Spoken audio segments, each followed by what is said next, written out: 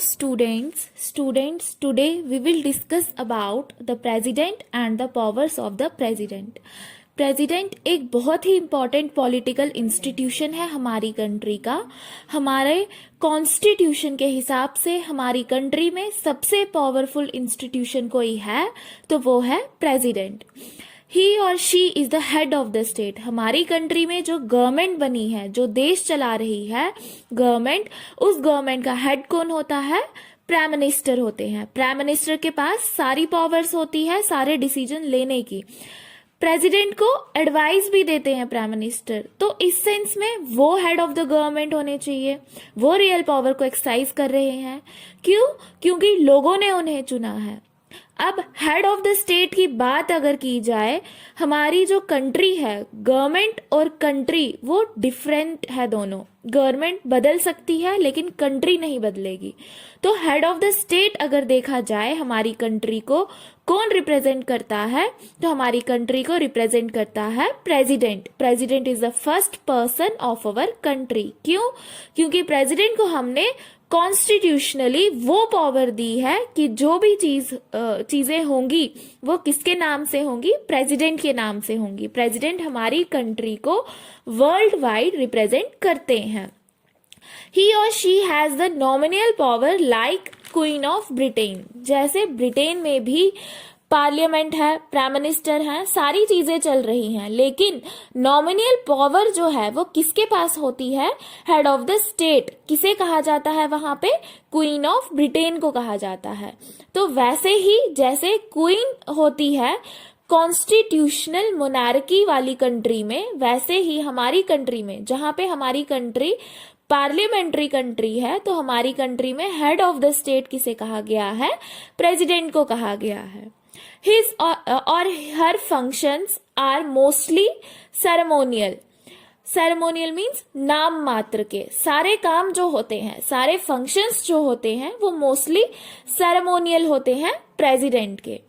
President जो है, president is not elected directly by the people. President जो है उन्हें डायरेक्टली इलेक्ट नहीं किया जाता है लोगों के द्वारा। तो फिर कैसे प्रेसिडेंट को इलेक्ट किया जाता है? प्रेसिडेंट को इनडायरेक्टली इलेक्ट किया जाता है। कौन इलेक्ट करता है प्रेसिडेंट को? प्रेसिडेंट को इलेक्ट करते हैं एमपीज एंड एमएलएज। एमपी मतलब member of parliament and MLAs means member of legislative assembly, जो स्टेट असेंबली के विधायक होते हैं। तो हम लोगों ने जिन्हें चूज किया है, जनता ने जिसे चूज किया है, एमपी और एमएलए को, ये लोग चूज करेंगे प्रेसिडेंट को। जब एमपी और एमएलए वोट देते हैं और जिसे भी मतलब जिस भी इंसान को सबसे ज्यादा एमपी और एमएलए के वोट मिलते हैं वो प्रेसिडेंट बन जाता है। President head of the state होते हैं और वो पूरी कंट्री को रिप्रेजेंट करते हैं, but can't never claim the direct popular mandate. मतलब देखो, डेमोक्रेसी क्या बोलती है? डेमोक्रेसी में सारी चीजें पीपल सेंट्रिक होनी चाहिए, लेकिन लोगों ने तो वोट प्रेसिडेंट को दिया ही नहीं। लोगों ने किसको वोट दिया है? प्राइम मिनिस्टर को। तो डायरेक्ट पॉपुलर मैंडेट क्या है? कि जो लोगों के द्वारा जनादेश दिया जाता है, लोगों ने जिसे चूज किया है वो कौन है? प्राइम मिनिस्टर है।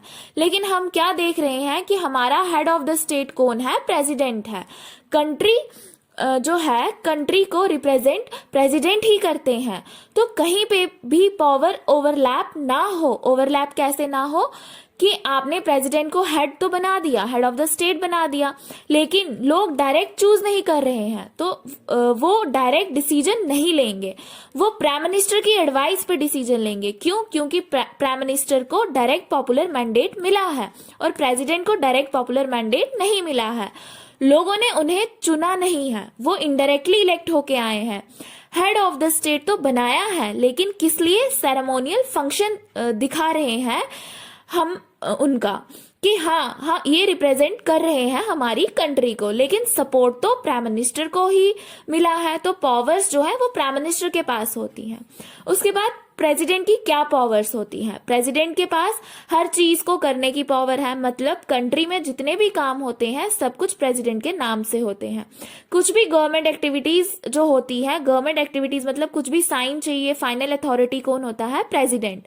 हमने जब 2 हाउसेस पढ़े थे पार्लियामेंट के, वहां पे हमने देखा था कि लोकसभा और राज्यसभा, ये जो 2 हाउसेस हैं, ये तो पार्लियामेंट का पार्ट है, लेकिन president is also an integral part of the parliament. क्यों? क्योंकि अगर किसी भी लॉ को पास होना है लोकसभा और राज्यसभा से, तो पास होने के बाद लेकिन जो फाइनल असेंट मिलना जरूरी है वो किसका है? प्रेसिडेंट का। जितने भी मेजर अपॉइंटमेंट्स होते हैं हमारी कंट्री में, जैसे चीफ जस्टिस ऑफ इंडिया का, सुप्रीम कोर्ट, हाई कोर्ट के जजेस, गवर्नर्स ऑफ स्टेट, अलग अलग स्टेट के जो गवर्नर्स हैं, जैसे कंट्री में प्रेसिडेंट है वैसे स्टेट में गवर्नर होते हैं, इलेक्शन कमिश्नर के अपॉइंटमेंट्स और एम्बेसडर टू अदर कंट्रीज, ये सब किसके द्वारा किया जाता है?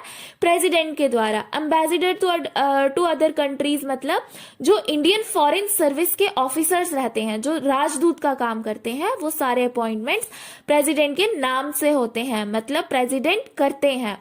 तो इस सेंस में हम देखते हैं कि प्रेसिडेंट के पास इतनी पावर है कि जो मेजर इंस्टीट्यूशंस हैं, सभी इंस्टीट्यूशंस में लोगों को अपॉइंट करने का काम, जो पावर है वो प्रेसिडेंट के पास है। इंडिया के अगर दूसरे देश के साथ में कोई ट्रीटी कर रही है, कोई एग्रीमेंट कर रही है, जैसे आप अगर कोई प्रॉपर्टी खरीद रहे हैं तो उस समय हम पूछते हैं कि आपने किसके नाम पे खरीद रहे हो प्रॉपर्टी, तो रिप्रेजेंट करते हैं ना कोई। तो उसी सेंस में इंडिया को इंटरनेशनल लेवल पे कौन प्रेजेंट कर रहा है, कौन रिप्रेजेंट कर रहा है? इंडिया के प्रेसिडेंट। प्रेसिडेंट जो है उन्हें supreme commander of the defence force भी कहा जाता है। अब हमने देखा है कि अलग अलग मिलिट्री जर्नल होते हैं, नेवी के अलग होते हैं, मिलिट्री फोर्स के अलग होते हैं, लेकिन सुप्रीम कमांडर जो है पूरी डिफेंस फोर्स का, वो कौन होता है? प्रेसिडेंट होते हैं। अगर मान लो कभी कहीं वॉर होती है किसी कंट्री के साथ में, तो उस समय में फाइनल से किसका रहेगा? प्रेसिडेंट का रहेगा। हमने जो सारी पावर्स की बात की, प्रेसिडेंट जो एक्सरसाइज करते हैं, लेकिन एक्सरसाइज करने से पहले उन्हें एक चीज का ध्यान रखना होता है। President exercise all this power only on the advice of the council of ministers head by the prime minister. Final authority, final decision लेते हुए हमें प्रेसिडेंट ही दिखेंगे, लेकिन प्रेसिडेंट ये सारी पावर्स को अगर एक्सरसाइज करेंगे तो सिर्फ तभी जब काउंसिल ऑफ मिनिस्टर्स या प्राइम मिनिस्टर जब एडवाइस देंगे, तभी प्रेसिडेंट इन पावर्स को एक्सरसाइज कर सकते हैं। अब एक सवाल ये आता है कि What if the president does not agree on the advice of given to him? मतलब अगर कभी प्रेसिडेंट काउंसिल ऑफ मिनिस्टर्स की एडवाइस से एग्री ना हो तो प्रेसिडेंट क्या कर सकते हैं? उनके पास पावर है कि वो काउंसिल ऑफ मिनिस्टर को वापस से रिकंसीडर करने को बोलेंगे, और अगर रिकंसीडर होने के बाद भी चेंज नहीं होती कोई एडवाइस, तो now president is bound to follow the advice. President को फिर हाँ करनी ही पड़ेगी। प्रेसिडेंट के पास रिकंसिडरेशन का ऑप्शन है, लेकिन रिकंसिडरेशन के बाद भी अगर कोई एडवाइस चेंज नहीं होती है तो प्रेसिडेंट को हाँ करनी ही पड़ती है। जैसे जब लॉ बनता है तो बिल पास जो होता है, तो उस समय भी सेम केस रहता है। सेम केस क्या रहता है कि बिल लोकसभा में पास होता है, राज्यसभा में पास होता है और फिर प्रेसिडेंट के पास जाता है। प्रेसिडेंट अगर एग्री नहीं है तो रिकंसिडरेशन के लिए पहुंचा सकते हैं, लेकिन काउंसिल ऑफ मिनिस्टर्स ने वापस वही बिल पहुंचा दिया अगर, तो president is bound to pass the bill. President को वो बिल पास करना ही पड़ता है। अब प्रेसिडेंट के पास एक इंपॉर्टेंट पावर होती है जहां पे वो अपने हिसाब से चीजें करते हैं। जैसे president appoint the prime minister, president prime minister को अपॉइंट करते हैं। अब आप बोल सकते हो कि वो तो फिक्स्ड है कि जो लीडर मेजॉरिटी में होगा वो क्या होगा? प्राइम मिनिस्टर बनेगा। तो इसमें प्रेसिडेंट अपनी इच्छा से थोड़ी ना कर रहे हैं, ये तो दिखती बात है कि जो मेजॉरिटी में आएगा वही प्राइम मिनिस्टर बनेगा। लेकिन अगर ऐसा होता है कि कोई भी पार्टी या फिर कोई भी कॉलिएशन मेजॉरिटी नहीं ला पाती है, तो प्रेसिडेंट के पास फिर डिस्क्रिशनरी पावर होती है। दिख रहा है जब पार्लियामेंट में किसी भी पार्टी को मेजॉरिटी नहीं मिल पाई है, तो ये प्रेसिडेंट पे डिपेंड करता है, प्रेसिडेंट किस इंसान को प्राइम मिनिस्टर की पोस्ट के लिए आगे ला रहे हैं।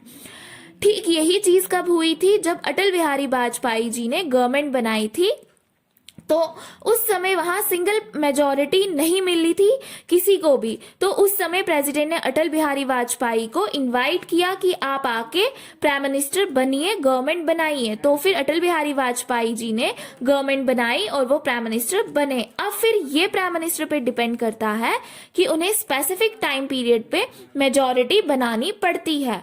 तो वो फिर प्राइम मिनिस्टर बनने के बाद क्या करते हैं कि जो दूसरे मेंबर्स हैं जिनके साथ कोलिएशन में नहीं थे उन्हें इन्फ्लुएंस करते हैं, परसुएट करते हैं कि आइए हमारे साथ गवर्नमेंट बनाइए। तो ये पावर्स होती है प्रेसिडेंट के पास में। नेक्स्ट लेक्चर में हम बात करेंगे अगले एग्जीक्यूटिव की, जो है जुडिशरी।